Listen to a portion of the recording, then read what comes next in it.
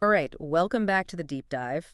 Looks like we've got a really interesting set of sources to unpack today, all about hurricane preparedness, but with a specific focus on electric vehicles this time. Yeah, it's a hot topic, especially with Hurricane Milton swirling around out there. Definitely seems like you're ahead of the curve thinking about this now, so should we just dive right in? Let's do it. Perfect. Well, first up, we've got that news article about Hurricane Milton itself, and wow, it sounds like things could get pretty intense out there pretty quickly. Yeah, this is not your average storm. Right now, Tropical Storm Milton is just kind of doing its thing out in the Gulf. But they're saying it's on track to become a major Category 3 hurricane. By midweek, actually. Midweek? And the projections show it's slamming right into the Florida coast, somewhere between Tampa and Naples. Between Tampa and Naples, that's a huge chunk of coastline. You know, whenever I hear about hurricanes, I always think about those evacuation routes just being totally jammed, but I never really connected the dots to just how many EVs are going to be on the roads now, too. It's a whole new set of considerations for Hmm. sure. In fact, this article, it actually mentions that Florida is getting ready for what could be its biggest evacuation since Hurricane Irma Wow. back in 2017. Can you imagine the strain on charging stations? Especially if the power starts going out. Speaking of charging stations, you've just reminded me of something from one of those other sources, that guide from Felhesh. The Federal Alliance for Safe Homes, right? That's the one. They made a really good point about how even if you can charge up before evacuating all those charging stations, they could get totally slammed. Oh, absolutely. Right. Like trying to find a gas station when everyone's trying to get out of town. Exactly. Talk about adding stress to an already stressful situation. For sure. And you know, this article about Milton, it also highlights something else that's a little unsettling. Apparently, there's still debris on the ground from Hurricane Helene. Oh, wow. So they're dealing with the aftermath of one storm while prepping for another. Exactly. Can you imagine another hurricane hitting before they even have things cleaned up from the last one? That's rough. Talk about a recipe for disaster. Yeah, it really highlights how important those prep steps are. Having a plan, securing your home. Knowing your route.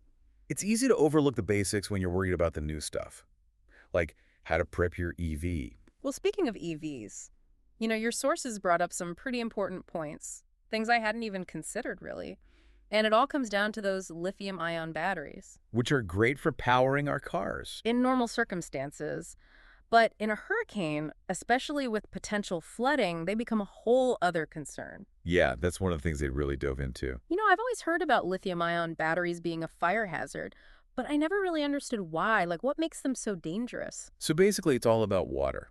If the battery gets damaged by water, like in a flood, it can create a short circuit. Okay, that makes sense. But I'm guessing it's not just a little spark. Not quite.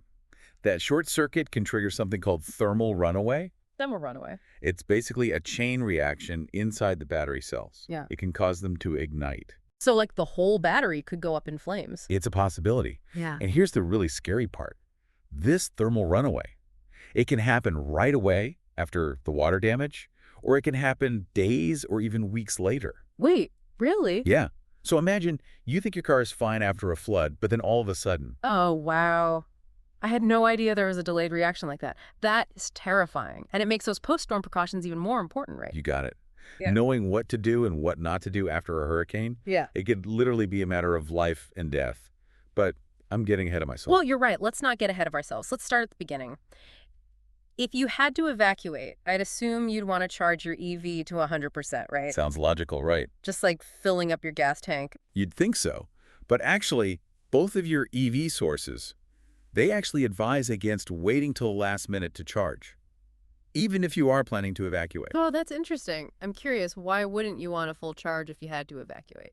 It all comes down to bottlenecks.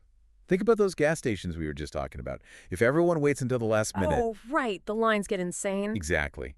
And it's the same thing with EV charging stations. If every EV owner in an evacuation zone gets the same idea, those stations would be completely overwhelmed. Plus, there's always a chance those stations could lose power themselves. Yeah, it's like a self-inflicted traffic jam, except instead of cars, it's people desperately searching for a charge. So, if you're planning to head out of Hurricane Milton's path, topping off that EV charge well in advance, that's got to be priority number one. Okay, so we've covered the charging situation. What else did those sources say about getting your EV ready? Well, they both really stressed knowing your EV's range.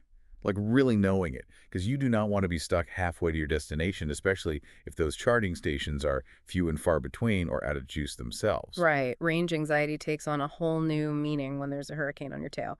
So we've talked about if you're hitting the road, but what about those who are staying put? Those who are going to ride out the storm at home, what should they be doing with their EVs? Okay, so if you're staying put, that's where things get really interesting. Oh, so Well, this whole 50-foot rule thing comes into play. the 50-foot rule, I've never heard of that. Yeah, both sources were really adamant about this one. They said if you're riding out the storm at home, you need to park your EV at least 50 feet away from any structures, like your house and other vehicles too. 50 feet. Wow, that's a lot farther than I would have thought. Why so far? So part of it is about minimizing damage from flying debris, which obviously is a big concern in a hurricane. But the bigger issue, they said, is reducing the risk of a potential battery fire. If the battery were to ignite, you wouldn't want it to be close to anything flammable. Okay, yeah, that makes a lot of sense. Keep it away from your house. Keep it away from anything it could catch fire to. Makes sense. So 50-foot rule, check. What about keeping it plugged in? Should people leave their EVs plugged in during the storm? That's another one where it's not necessarily intuitive, but both sources actually recommended reducing your EV's charge to below 30% if you're going to be riding out the storm at home. Wait, really? You want a low battery during a power outage? I would think you'd want it as charged as possible. I know, it seems counterintuitive, right? Yeah. But they said it all comes back to that thermal runaway risk. Apparently, lowering the charge level, it minimizes the amount of energy stored in the battery, which then reduces the intensity of a potential fire. Oh, okay. So if something happens and there's damage and the battery does ignite, it's less Yeah. explosive. Exactly. It's kind of like, I don't know, turning off the gas to your stove if you're going out of town. Yeah. You're just being extra cautious. Better safe than sorry, especially with something like this. This is such valuable information, and honestly, not just for EV owners, but for anyone who lives near someone with an EV. All right, so we've covered a lot about getting prepped, what to do with your EV before the storm hits. Let's fast forward a bit. The storm's here. What about in the moment? What are those split-second decisions EV drivers, or really any driver, needs to be thinking about during the actual hurricane? Well, the biggest one, and this goes for everyone, not just EV owners, is whatever you do not drive through floodwaters. Yeah, that seems like a recipe for disaster no matter what kind of car you're driving. But it's easy to say that when you're safe inside looking out. I imagine it's a lot harder when you're in the moment and facing down a flooded road. Absolutely. And, it might seem obvious, but you'd be amazed how many people take that risk. Yeah, it's a good reminder a flooded road is a dangerous road, period. So what about if you didn't evacuate, you hunkered down, and now the storm has passed? What should people do once it's safe to go outside again? Okay, so the aftermath, that's really where those lithium-ion battery risks can become a major concern, even if you did everything right beforehand.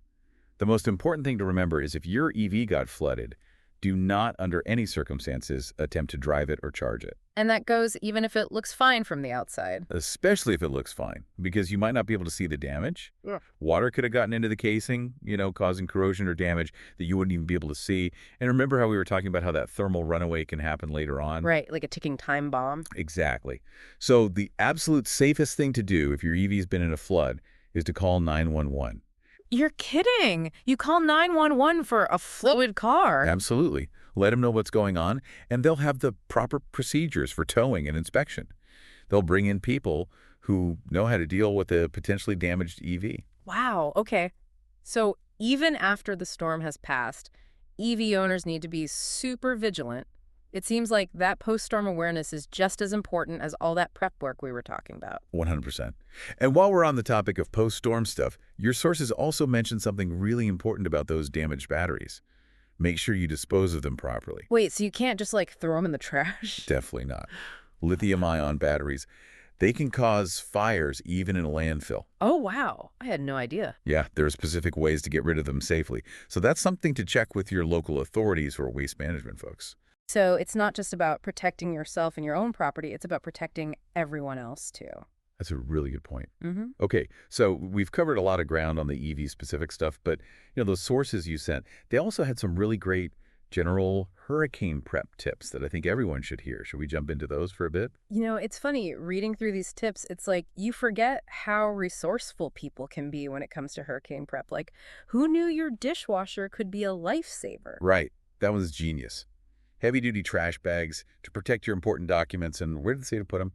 The dishwasher? Or the dryer. It's brilliant. They're up off the ground. They're pretty watertight. Yeah. Talk about a hurricane hack. Who knew appliances had such an exciting secret life? Ah, But speaking of simple but brilliant, that freezer tip, I gotta say, that one really caught my eye too. the one with the Ziploc bags. Yeah, you fill them up with water, freeze them solid. It's like making your own ice packs to keep your food cold if the power goes out. So smart. You got to be resourceful. Yeah. And that reminds me of another one from your sources, the whole bathtub thing. Oh, yeah. You line the tub with a plastic sheet, fill it up. Instant emergency water reservoir. It's genius. Because if your water supply goes out, which can totally happen in a hurricane, at least you've got some backup. For flushing and stuff, yeah. Which, let's be real, that becomes a top priority when you're stuck at home without power.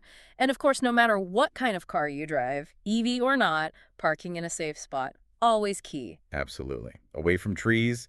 If you can swing a parking garage, even better. It's all about minimizing those risks, right? And, speaking of minimizing risk, I gotta say, thinking about all this hurricane prep and then throwing in the whole EV aspect, it's a lot. It can definitely feel overwhelming. It makes you realize how important it is to be informed and prepared. Hurricanes are stressful enough without having to worry about your car catching fire. Exactly. So you've got to take those steps to reduce the risks. And give yourself a little peace of mind. Exactly.